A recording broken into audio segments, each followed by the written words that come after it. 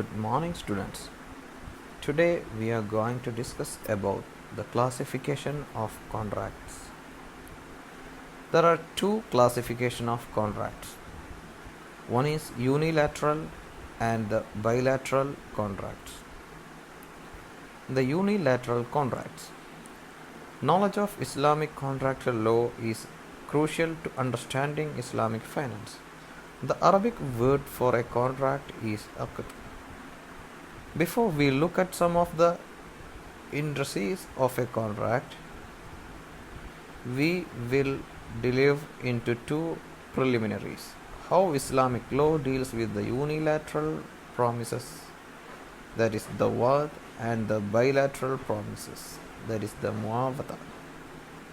Wa'd relates to a promise by any individual or any party to do or not to do a particular action.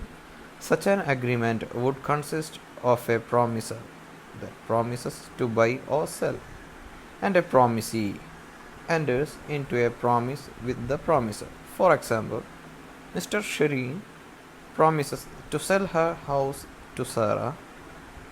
This is a unilateral or one-sided promise which only binds the promiser. As a result, this is not considered to be a contract which would involve an offer and acceptance. There are four main schools of thoughts on worth promises, which are summarized below. School 1. The school consists Imam Abu Hanifa, Imam al-Shafi and some Maliki scholars. The view of this school is the satisfying a worth promises is honorable but not obligatory. School 2. Samura B. Jundub and some Maliki scholars.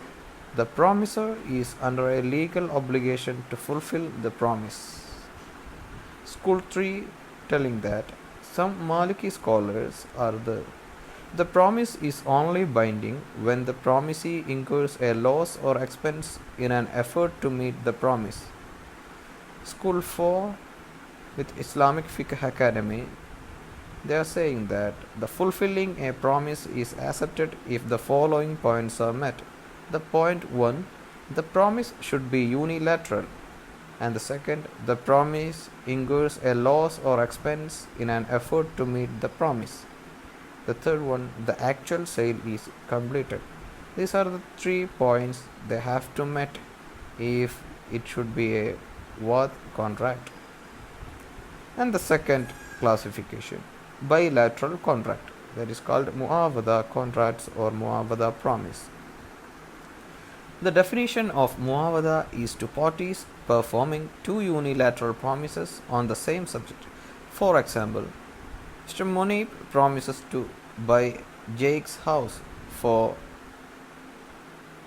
$150,000 in the next 6 months. In return, Jake agrees to sell his house to Munib for $150,000 in the next 6 months. This should be a muawada contract.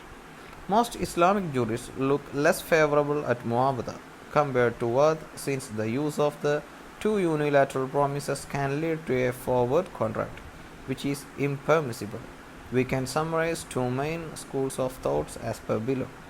School 1, Awofi, Islamic Fiqh Academy, and the majority of scholars saying that muawada is only permissible when it can be validly executed. School 2, Hanafi jurist, the forward contract can be used or can be based on the muawada principle as long as there are no other prohibitions such as excessive gharar and the short selling. And the classification of the bilateral contract. A bilateral contract requires the consent of both parties and covers the remaining transaction in Islamic law. The scholars have traditionally divided bilateral contracts into 6 classifications. The first classification is contract of exchange, muawadat, and the second classification, contract of security, that is called tawtiqat, and the third one is contract of partnership, that is called shirka, and next one is contract of safe custody, that is called wadiyah, and the next one is contracts of pertaining to the utilization of a user freight, that is called munafa. And the last classification is the contracts of pertaining to do a work, that is called wakala and juala. These are the 6 classification of bilateral contract. We will continue this classification explanation in tomorrow's class. Thank you, students.